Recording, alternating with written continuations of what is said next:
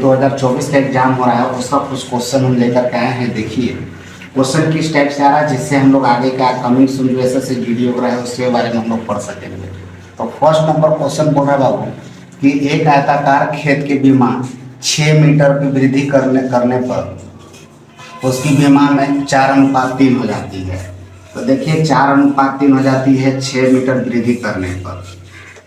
तो हमारे पास 6 मीटर वृद्धि करते हैं तो 4:3 के अनुपात में हो जाती है और बीमा में 6 मीटर की कमी करने पर उसका अनुपात 2:1 हो जाता है। 6 मीटर कमी करने पर, ये वृद्धि था, ये कमी करने पर अनुपात जो है हमारे पास 2:1 है। जैसा कि आप लोग क्वेश्चन समझ पा रहे होंगे बाबू, ये आपके पास जो क्वेश्चन बना रखा है एज के रूल के अकॉर्डिंग, किसके अकॉर्डिंग बना रखा है, एज। तो इसका डिफरेंस को आप इक्वल कर देना है। यहाँ पे डिफरेंस 1 है और यहाँ भी डिफरेंस 1 है, पूरा समझिएगा। और ये डिफरेंट साइन हम लोग जैसा बोलते हैं कि डिफरेंट साइन जुड़ता है तो इसको हम लोग जोड़ दिए, 12 हो गया।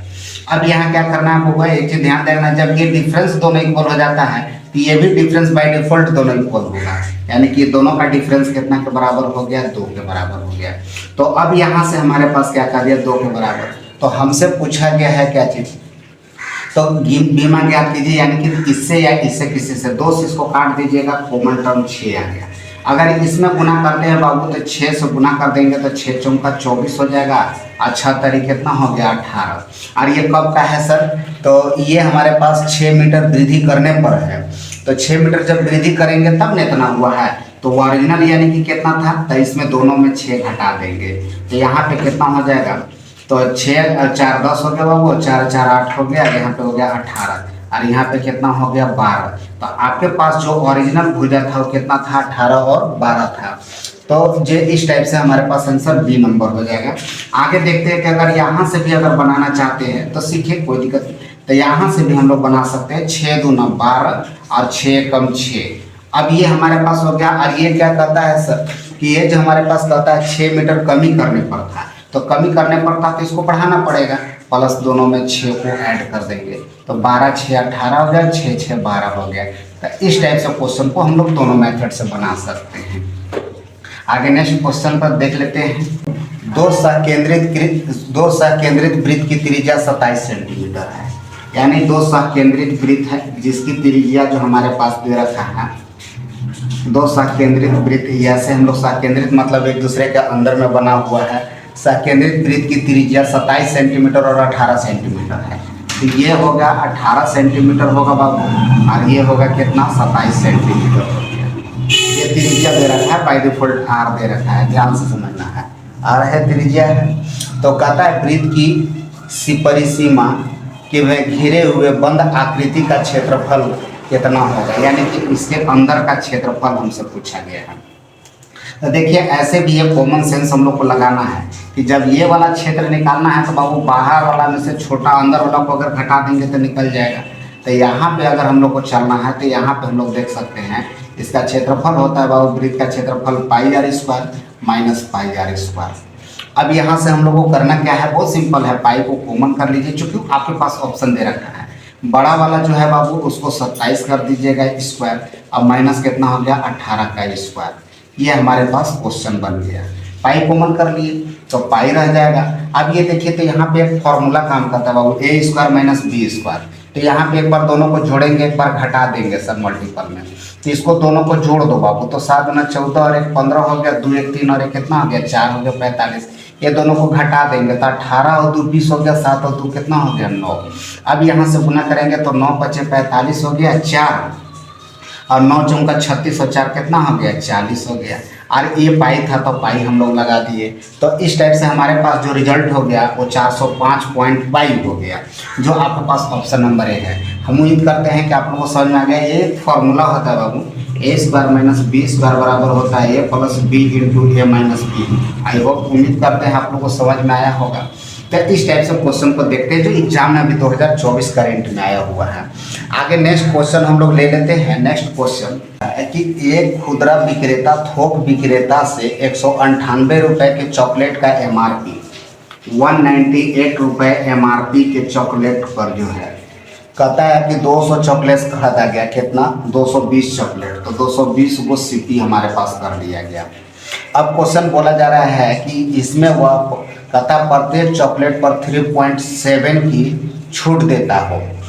अब यहाँ से क्या निकाल लेंगे बाबू, MRP बटे का क्या करेंगे CP। अब ये हो गया 220 बटे का कितना हो गया 198। अब यहाँ से देखिए, अब इसमें हमारे पास CP और MRP के बारे में जिक्र कर दिया, तो अब हमारे पास भी यहाँ पे क्वेश्चन दे रहा है कि हम लोग इसको कितना में बेचेंगे, तो 3.7% का डिस्काउंट कर रहा है बाबू।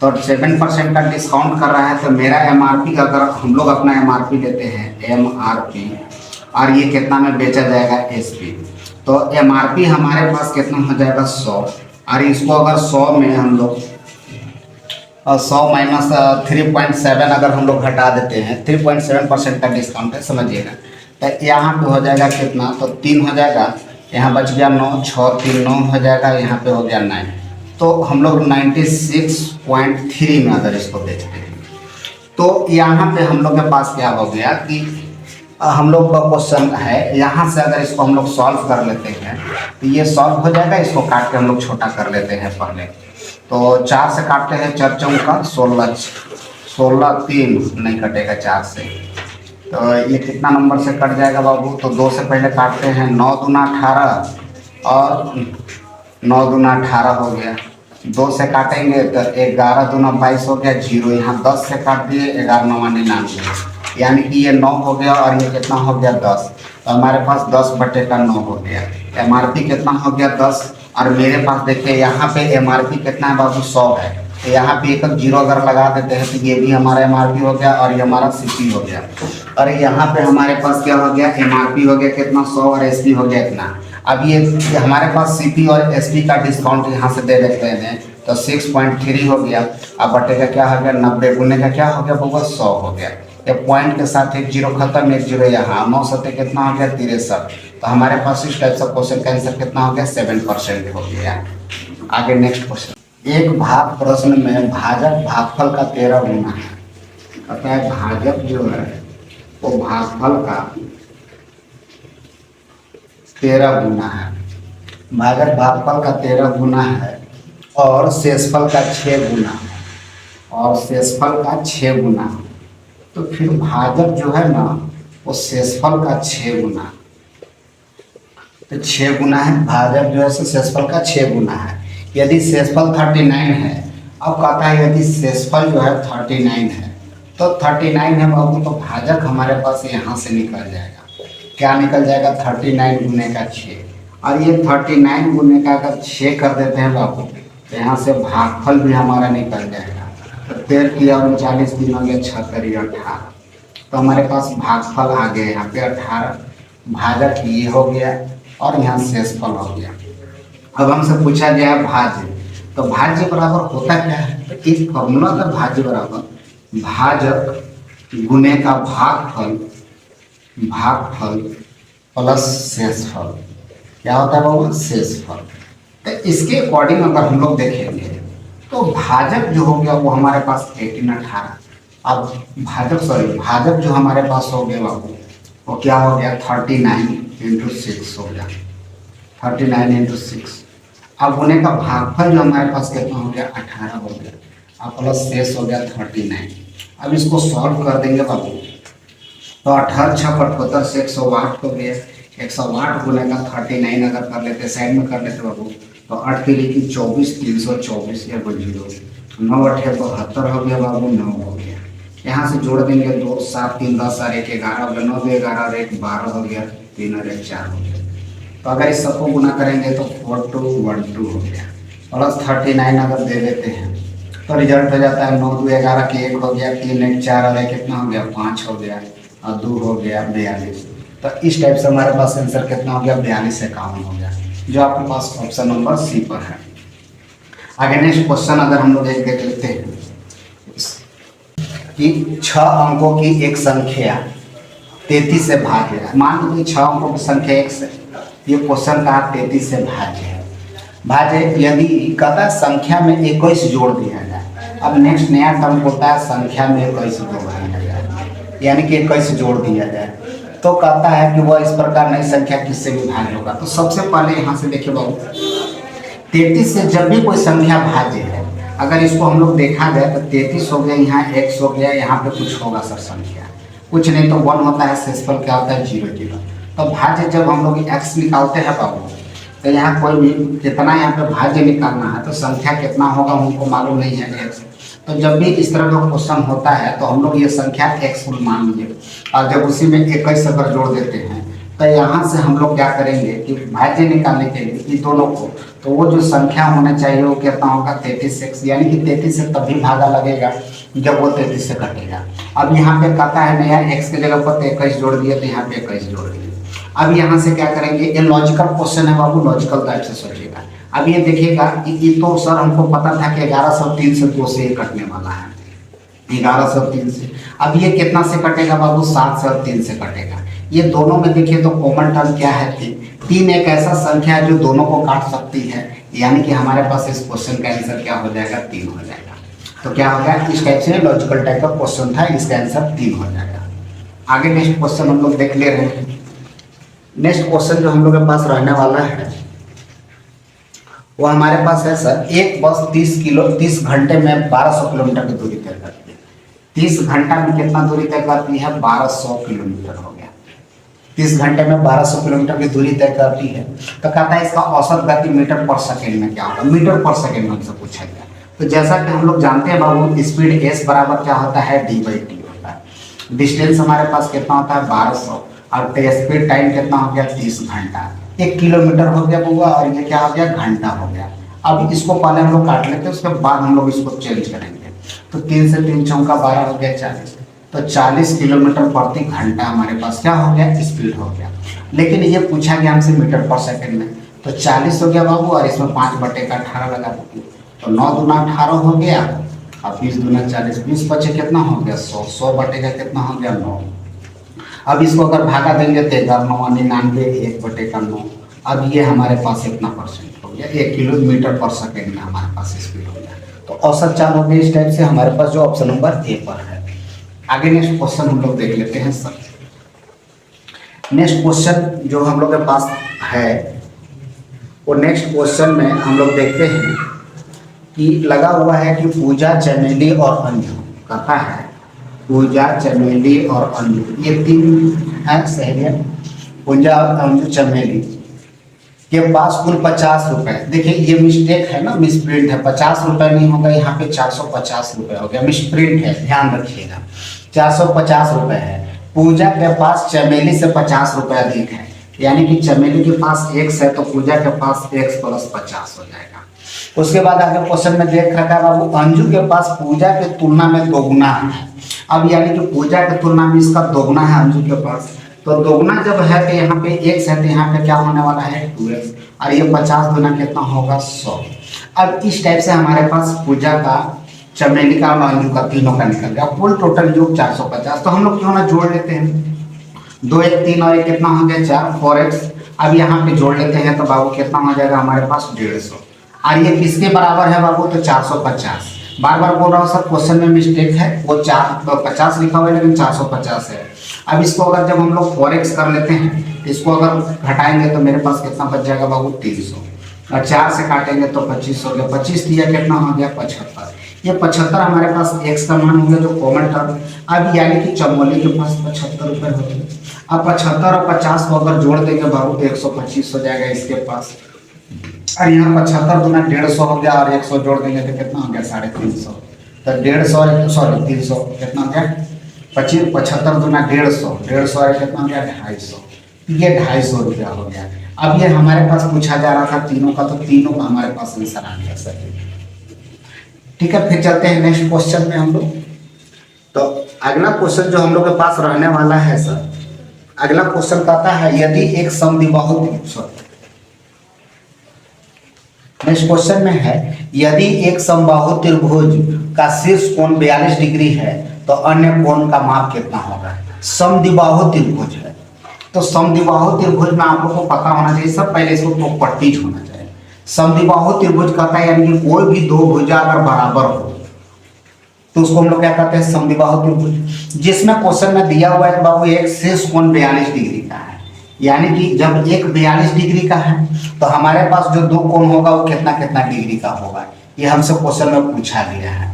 तो हम लोग सीधा सीधा जानते हैं कि त्रिभुज के तीनों कोणों का योग कितना होता है। सबसे पहले हम लोग चलेंगे तो कोण ए प्लस कोण बी प्लस कोण सी होता है, ये तीनों कोणों का मान 180 डिग्री होता है सर।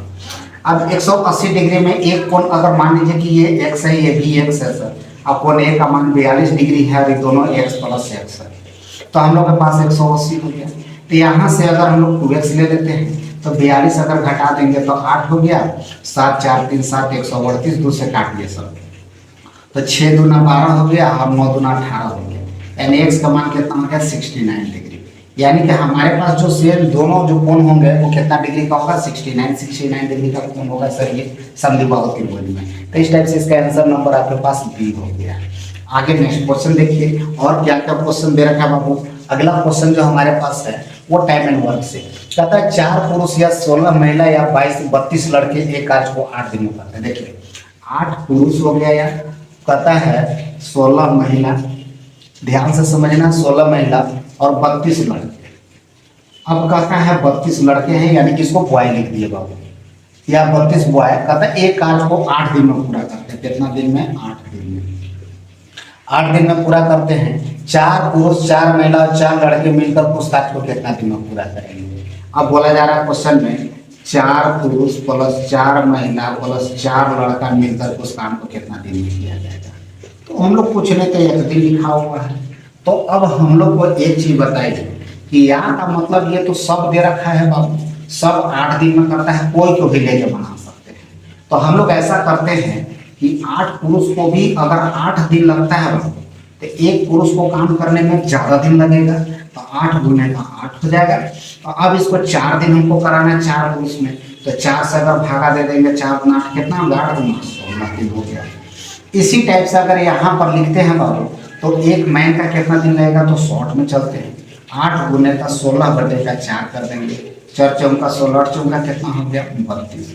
उसी तरीका से अगर बॉय के बारे में अगर हम लोग पूछ लेते हैं तो 8 गुने का 32 हो गया बाबू, और 4 दिन है तो 4 से 4 गुना 32 गुना कितना हो गया 64। अब ये कहता है कि सब मिल करके कितना दिन करेंगे, तो ये सब मिल करके करने की बात हो गई सर, तो 1 बटे का 16 पर यहाँ सब मिल करके करने का हो गया, तो 16 हो गया 32 हो गया, यहाँ पे 64। इसका एलसीएम जो हो गया हमारे पास 64 हो गया, 16 चौका 64 32 गुना 64 और 1 हो गया, सबको जोड़ेंगे 4 तो 6 1 7 हो गया। तो हमारे पास कितना हो गया 64 बटे का 7 हो गया। तो 64 बटे का कितना हो गया 7 हो गया, 7 से भागा देंगे 7 8 कितना हो गया बाबू 56 हो गया, 56 और 4 कितना हो गया 60 8 हो गया, 7 8 56 7 9 63 हो गया, और 1 बटे का 7 दिन में। यानी कि जब तीनों अगर सब मिल जाएगा 4 दिन अगर काम करेगा बाबू, तो 4 दिन में कितना दिन में करेगा 9.1 बटा 7 दिन में। तो देखिए क्वेश्चन बहुत सिंपल रहने वाला है एग्जाम में, ये सब अभी करंट में पूछा हुआ है। आगे अगर हम लोग नेक्स्ट क्वेश्चन की बात कर लेते हैं तो हमारे पास जो नेक्स्ट क्वेश्चन ले रखे हैं हम लोग,